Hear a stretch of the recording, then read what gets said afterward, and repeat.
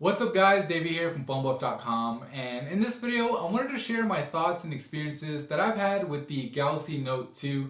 Now, I've been using this phone as my daily driver for, well, basically since October when it first came out in the US, and that alone should tell you what my overall opinion of the phone is, especially when you consider how many phones I get to work and play with on a daily basis in this line of work.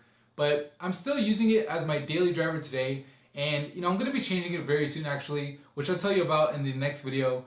But for now, I want to share with you guys what it's been like for me living with the Galaxy Note 2. So let's go ahead and get right into it.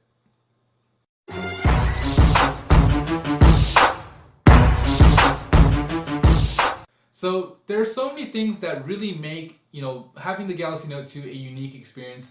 But out of all of them, I'd say the one that really stands out to me is how many people have come up to me and asked, oh, what kind of phone is that? Or, hey, is that the new Galaxy? I've even had a couple of people come up to me and ask, is that the iPad mini? Now, regardless of what people ask me, the thing is, people are really curious about the phone. I mean, I've never had a phone get so much attention. And for those of you guys who are a little bit shy, I think it could be a good conversation starter. But obviously, the phone gets so much attention because the thing is huge. I mean, this is one big phone. Now, for some people, that alone could be a deal breaker. In fact, I've heard a lot of people say, oh, I could never use a phone that big. I like it, but it's just too big. And I can see why some people would say that. For example, if you have smaller hands, it could be an issue. I mean, it is a big phone, and reaching across the screen can be really, really hard. As it is, if you have smaller than average hands, it might be a deal breaker. And it doesn't really have to do with just your hand size. It can do with your clothing too. For example, I know a lot of girls out there, who say, oh, I'd really like to use that phone, but it's just too big to fit in my pocket. And it's not just a girl thing, by the way. It could be, for a guy too, if you wear tighter clothes or if you have clothes with smaller pockets. But definitely is an issue if it doesn't fit in your pocket. If you're a girl, maybe you can put it in your purse, but I don't know how convenient that would be. But if the size isn't an issue for you, or if you could just get over it, which I'm telling you, once you use the phone for about a week or two, you really do start getting used to it. And when you go back to another phone, the other phones will actually feel small and feel like it's smaller than it should be. But anyways, when people ask me, why I use the Note 2 over all the other smartphones that I have, I tell them, two things. Well, yeah, more than two things usually, but two main things. One is the fact that the battery on this thing is amazing. I mean, with the big phone comes a big battery. It's a 3100 milliamp battery, and I don't ever have to worry about this thing dying on me.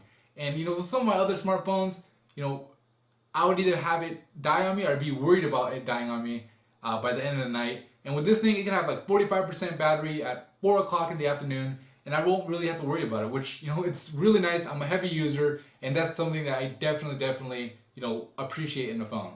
Now, the second thing is probably the more obvious one, and that's the big screen. I mean, having a big screen like that is really awesome. Obviously, it could be a drawback, but it could be a huge, literally, benefit in the 5.5-inch HD screen. Watching, videos or browsing the web on a screen this big is just, better than anything you could have on, a phone with a smaller screen size. Because this, for example, if you're watching a YouTube video, like this one, for example, and you want to watch it with a friend or a family member, you can just kind of gather around the phone and everybody will be able to see what's going on the screen. Where if you have a smaller screen size, it's a little bit hard. And thankfully, the speaker in here is actually good too, so it only adds to that experience. Now, besides the battery and the screen size, there's probably a dozen other features that I really like, but if I were to go into them all, the video would be way too long. So the main one I want to cover is TouchWiz. Now, if you follow the channel, you probably, are wondering why I would say that, because I'm generally a fan of the pure Android experience, but I feel like Samsung really added some value with TouchWiz on the Note 2. There's certain features that I really appreciate, and the top ones I'd say is one is the messaging app. The messaging app I really like because it gives you the option to schedule future text messages. So for example, it's really great for sending a text message on someone's birthday at midnight.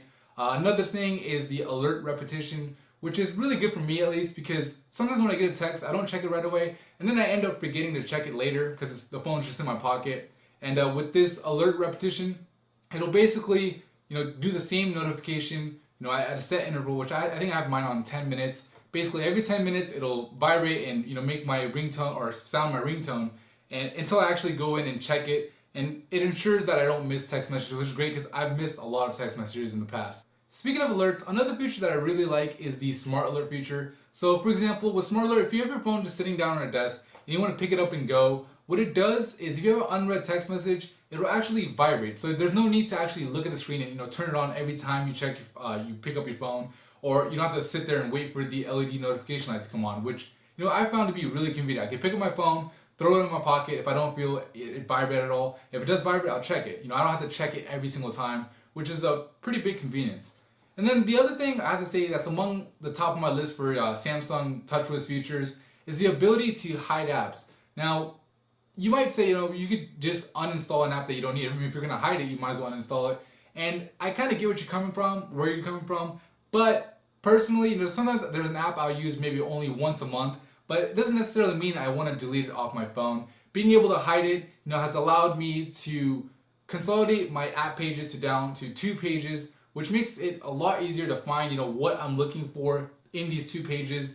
And whenever I need the app that I hid, I can just, unhide it and it comes right back on. No need to download it again. No need to depend on that data connection, which, it's really nice and really convenient and adds to that great experience. Now, the one feature on here that, it's marketed heavily by Samsung is the S Pen. And honestly, it's not bad. I mean, it's actually really good. It works really well. It works just like you'd expect it to. But honestly, I don't use it. I mean, I've had this phone for a couple of months, and I think I've used it like 2 or 3 times.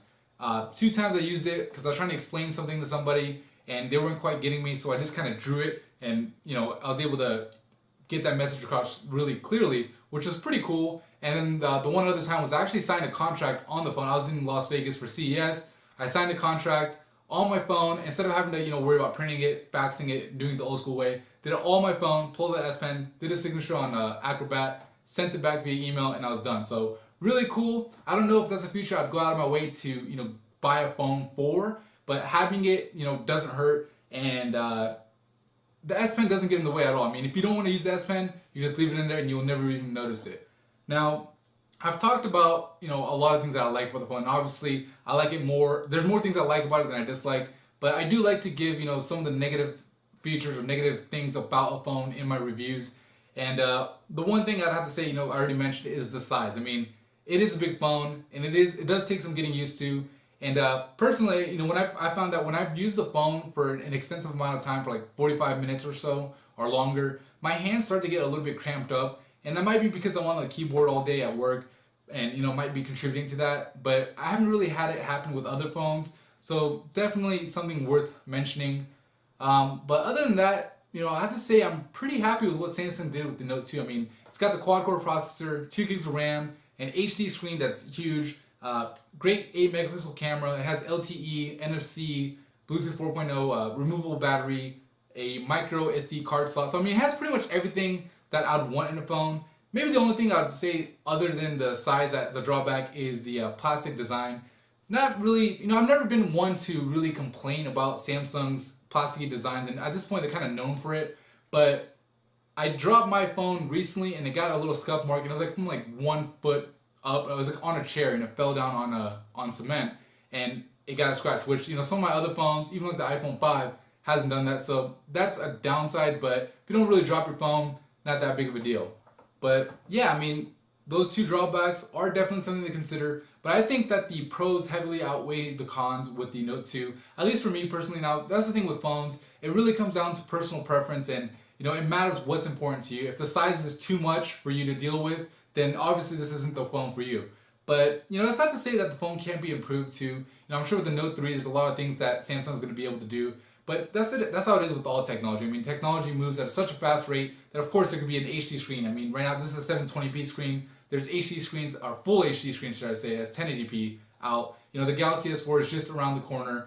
But the thing about the Note 2, and for example, comparing it to the Galaxy S4 or any of the Galaxy S phones, is that it's a completely different breed of a smartphone. I mean, they're not in the same segment. The Note 2, offers you that half tablet, half smartphone experience. With the S Pen, if you're one to use it, it really changes the whole dimension of the phone. And, that's something to consider when you're looking at the Note 2. I mean, you can't really compare it in the same way as you would, the Galaxy S4 and the HTC One. But that's pretty much it for me in this video. If you found it helpful or if you liked it, please give it a thumbs up. It really helps me out a lot. And subscribe to the channel if you haven't already for more mobile technology videos just like this. Alright guys, I'll see you guys in the next video. Thank you for watching.